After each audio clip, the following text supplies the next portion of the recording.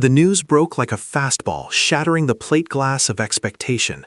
Duplantier, the premium foreign arm courted heavily by the Tigers and nearly locked down by the high-flying Hawks, had finalized a deal not with the established money machines, but quietly, stunningly, with the Yokohama DNA BayStars. It was a clandestine maneuver that bypassed millions, ignored historical pressure, and immediately rewrote the playbook for the upcoming season, leaving the entire Central League scrambling to understand the sheer magnitude of this theft. When the market gets disrupted, the radar starts spinning. Welcome to 618 Radar, where we track the seismic shifts in NPB before the official press release hits the wire. And right now, the needle is pointing directly at Kanagawa Prefecture.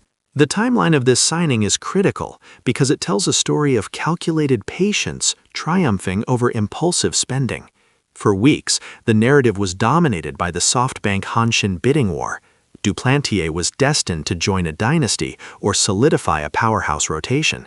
When Hanshin abruptly withdrew, seemingly unwilling to meet the final price tag, the consensus among observers hardened. He was Fukuoka-bound. Yet, behind the noise, the BayStars were running a silent, deeply analytical campaign. This wasn't a blind grab for talent. This was a surgical acquisition.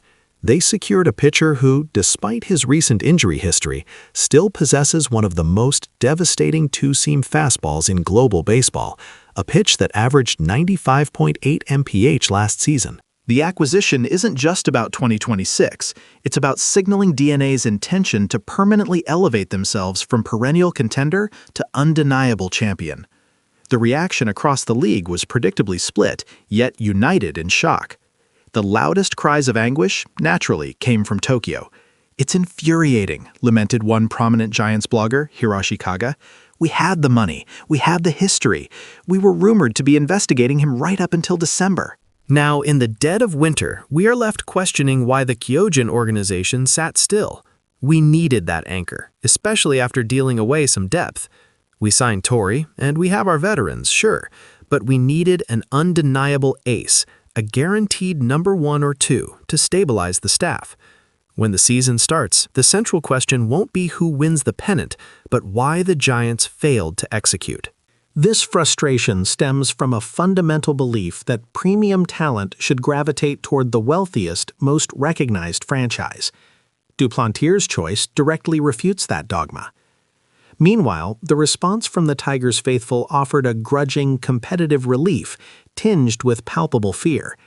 It was a classic rivalry moment, the lesser of two evils.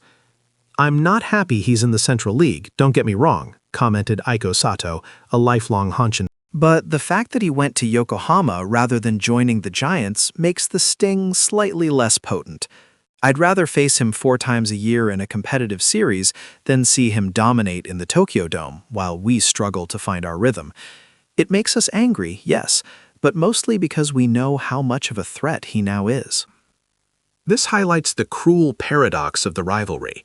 The pain of a rival gaining strength is often overshadowed by the sheer relief that the ultimate enemy was denied.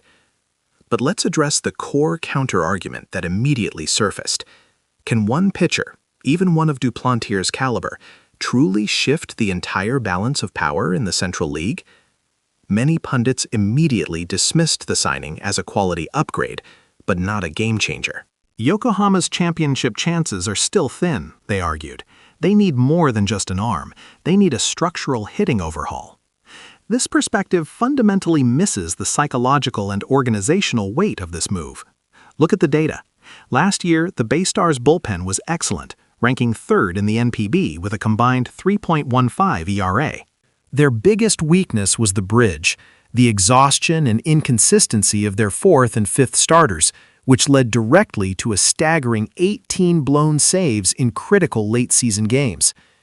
Duplantier doesn't just improve the top of the rotation, he compresses the entire staff, pushing every other pitcher down 1 slot, turning a fatigued number 4 into a competent number 5.